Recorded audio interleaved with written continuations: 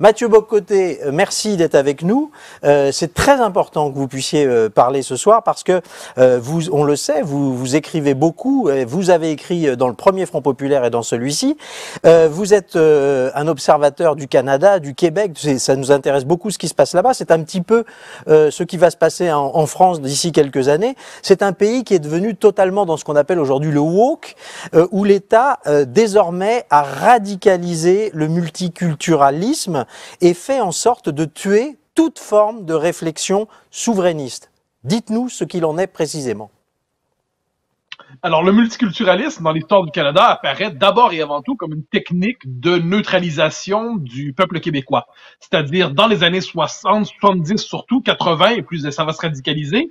Il y a un débat constitutionnel au Canada pour savoir, bon, est-ce qu'on reconnaît les deux peuples fondateurs du pays, les Canadiens anglais et ceux qu'on appelait les Canadiens français, on dit aujourd'hui les Québécois. L'État canadien, fondamentalement, est hostile à cette reconnaissance. Donc, qu'est-ce qu'il fait? Il met le multiculturalisme comme doctrine d'État. En 1982, ça rentre dans la Constitution.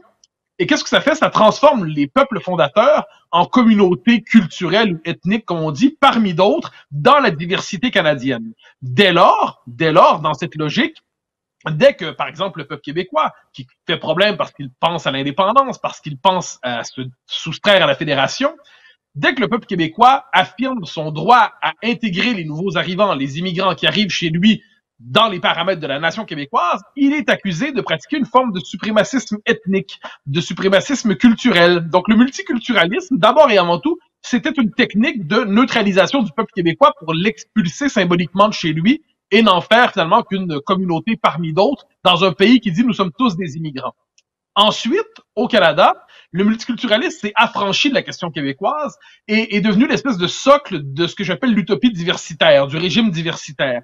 Donc le Canada est un pays, Justin Trudeau le dit comme tel en 2015, qui se définit par son absence de noyau culturel, de noyau identitaire particulier. Tout ce qui distingue le Canada, c'est sa quête de la diversité. Donc, non seulement la diversité, mais pousser toujours plus loin la diversité. Ce qui fait que depuis quelques années, on a pu assister à des scènes assez cocasses, pour le dire poliment. Par exemple, quand il y a eu la scène autour de Mme Zunera Ishak, une immigrante pakistanaise, qui a poursuivi devant les tribunaux canadiens l'État canadien pour avoir le droit de prêter son serment de citoyenneté en niqab. Donc, en niqab, pourquoi? Et là, les tribunaux lui ont donné raison. J'évite le détail du raisonnement juridique, mais surtout la classe politique, globalement, lui a donné raison. On a vu ça comme une double victoire. Une victoire des minorités par rapport à l'hégémonie de la majorité et une victoire féministe, étrangement, parce que c'était le droit des femmes de se vêtir comme elles le souhaitaient, que ce soit en string ou en niqab. Donc, le simple fait de retirer pour un instant son voile au moment de prêter son serment de citoyenneté était vu comme un acte d'autoritarisme identitaire de la part de l'État canadien. Et le Canada est donc engagé dans une forme de radicalisation du multiculturalisme. On l'a vu encore tout récemment avec les attentats en France avec Samuel Paty et ensuite, je crois que c'était dans une église 2 semaines plus tard à Nice, je crois. Et bien, Justin Trudeau a dit fondamentalement, nous, il y a des propos qui ne doivent pas être tenus parce qu'ils sont blessants pour certaines minorités. Le droit à la liberté d'expression doit être modéré par le droit de ne pas être blessé par les uns et les autres. Je précise que le premier ministre du Québec, François Legault, a tenu une toute autre position en défendant le caractère sacré de la liberté d'expression, en refusant d'institutionnaliser le blasphème quel qu'il soit. Donc, de ce point de vue, la question nationale, le conflit entre, d'un côté, l'État-nation québécois, qui est un État-nation enclavé dans la Fédération canadienne, et de l'autre côté, le multiculturalisme d'État, qui est une religion d'État au Canada, ce conflit est toujours reconduit. Et de ce point de vue, vous avez raison, le Canada est un peu le laboratoire du monde à venir. C'est le pays qui croit être en avance sur le reste de l'humanité et qui pousse toujours plus loin l'utopie diversitaire. Alors, au Canada, le pays est devenu, vous le disiez, le pays roi du modèle multiculturaliste. Et on dit aux migrants, je le rappelais tout à l'heure, venez comme vous êtes. C'est exactement le slogan de McDonald's. C'est-à-dire, c'est amusant ce parallèle. Qu'est-ce que vous pouvez nous en dire? Ben, c'est que le Canada dit nous n'avons pas d'identité commune sauf la culture des droits que nous avons en commun. Pour le dire dans le langage de la philosophie politique, une forme de patriotisme habermasien. Donc nous n'avons en commun que les droits que nous reconnaissons mutuellement. Mais l'idée de reconnaître une forme de norme commune, c'est vu comme une manifestation de la tyrannie de la majorité. Et les tribunaux sont là, par ailleurs, pour pousser toujours plus loin la sacralisation des revendications minoritaires. Dès lors, lorsque les nouveaux arrivants arrivent, leur demander de prendre le pli culturel de la société d'accueil c'est vu comme une forme de violence qui leur est faite. Il faut toujours garder à l'esprit, cela dit qu'il y a deux contextes au Canada. Au Québec, par exemple, on a voté en 2019, après un long débat qui a duré une dizaine d'années, la loi 21, qui est une loi sur la laïcité de l'État. D'un point de vue français, on serait dans le minimalisme administratif. D'un point de vue québécois, c'était un geste d'affirmation nationale pour dire que notre modèle d'intégration, à travers la laïcité, on rompait symboliquement et juridiquement avec le multiculturalisme canadien. À défaut de faire l'indépendance, parce que c'est un peu plus compliqué qu'on le voudrait ce temps-ci, au moins, on construit notre propre modèle d'intégration. Cette politique a été présentée par l'État canadien et par ses leaders comme une forme, certains ont fait des comparaisons avec la ségrégation des Noirs aux États-Unis, en disant, mais on fait subir le même sort aux minorités. La classe politique canadienne présente la loi 21 comme une loi fondamentalement illégitime. Donc, la simple idée, chez nous, c'est quoi la loi 21? C'est les employés de l'État en situation d'autorité. Les enseignants, les policiers, les gardiens de prison, les juges, une autre catégorie, n'ont pas le droit de porter le signe religieux ostentatoire au travail. Et par ailleurs, il y a une clause de droit acquis pour ceux qui le portaient déjà. Mais ce petit geste passe pour une forme de tyrannie identitaire. Il ne faut pas oublier le regard non plus que portent les élites politiques canadiennes sur la France. Qu'est-ce que c'est la France pour les élites politiques canadiennes? C'est un peu l'Union soviétique des minorités. Le pays qui écraserait les minorités qui y arrivent et qui, on le dit jamais comme tel, mais on n'est jamais très loin de le dire, on sait qu'il connaît des malheurs, et on sait qu'il connaît des attentats, et on n'est jamais loin de dire, mais il l'a peut-être bien cherché. Donc ça traîne dans le discours public du Canada anglais, dans une partie de notre gauche woke locale au Québec, mais notez, je le redis, le désaccord fondamental, structurel, national entre le Québec et le Canada anglais sur ça. Mais oui, le Canada, c'est ce que j'appelle l'inversion du devoir d'intégration. Auparavant, c'était la vocation des nouveaux arrivants de s'intégrer à la culture d'un pays d'accueil. Aujourd'hui, c'est le pays d'accueil qui doit transformer ses institutions, ses attitudes, ses mentalités pour accommoder la diversité. Et il y a une doctrine pour ça qui cherche à le traduire, c'est la doctrine des accommodements raisonnables. Si une règle collective est vue comme étant préjudiciable entre certains groupes minoritaires qui auraient des exigences identitaires particulières, il faut adapter la règle aux revendications identitaires, je dirais presque quelles qu'elles soient. Alors j'ai vu que vous aviez au Canada un commissariat au plan pour atteindre un objectif aujourd'hui d'une population de 100 millions d'habitants, là où vous en êtes à 37 millions à date. Et plus préoccupant encore, chez vous, on dit on n'a plus le droit de parler de l'immigration illégale, il faut parler de l'immigration irrégulière, ce qui a changé beaucoup de choses. Ben, il y a deux choses. Par rapport au commissariat dont vous parlez, c'est en fait un groupe de conseillers auprès de Justin Trudeau qui devait penser au Canada de l'avenir. Et le Canada de l'avenir, ben, c'était justement cette idée d'un Canada de 100 millions de citoyens. Donc là, pour reprendre la formule de René Lévesque, qui est un chef, leader souverainiste québécois des années 70 à 80, une grande figure dans notre histoire, Lévesque disait il y a deux ministères de l'immigration au Canada. Un à Ottawa pour nous noyer et un à Québec pour enregistrer la noyade. Disons qu'à 100 millions de Canadiens, le Québec serait condamné à devenir une nuance folklorique insignifiante dans l'ensemble canadien. Ce serait la disparition programmée, parce que nos capacités d'intégration ne sont pas élevées à ce point. Il n'y a pas de partisans au Canada, ni au Québec d'ailleurs, de l'immigration zéro. C'est pas une position qui existe dans l'espace public. Mais la baisse des seuils de l'immigration est une position qui est déjà très audacieuse, même lorsqu'elle est minimale.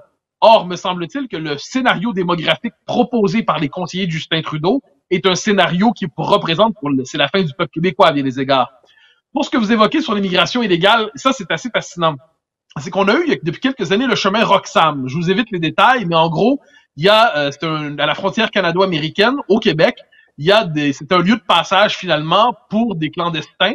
Donc ça devenait une forme de normalisation du droit d'asile qui devenait une filière migratoire parmi d'autres. Et quand on disait mais c'est de l'immigration illégale, les gens traversent la frontière sans en avoir le droit à cet endroit. Eh bien, les fact-checkers, vous savez, ces espèces de commissaires politiques idéologiques dans les journaux, les fact-checkers qui se présentent comme des gardiens de la rigueur journalistique, disent non, ça n'existe pas l'immigration illégale. C'est une fake news d'utiliser ce concept. En fait, ce qui existe, c'est l'immigration irrégulière. Irrégulière, et là, il y a une forme on tricote d'une définition à l'autre, on fabrique une définition en implique une autre, et en dernier instance, la simple possibilité de penser l'immigration illégale est vue A comme une fake news, et B comme une manifestation de xénophobie et de racisme. Donc le débat public est cadenassé, il y a finalement deux positions possibles sur le débat sur l'immigration, c'est toujours plus et encore plus que plus. Donc on se retrouve dans un scénario où au Québec, encore une fois je dis, où on constate que nos capacités d'intégration ne sont pas aussi élevées qu'on le souhaiterait, parce qu'on est une petite nation francophone en Amérique du Nord, que Montréal s'anglicise, que les nouveaux arrivants ont tendance à s'assimiler aux anglophones plutôt qu'aux francophones, ce qui est quand même pas un détail là-dedans.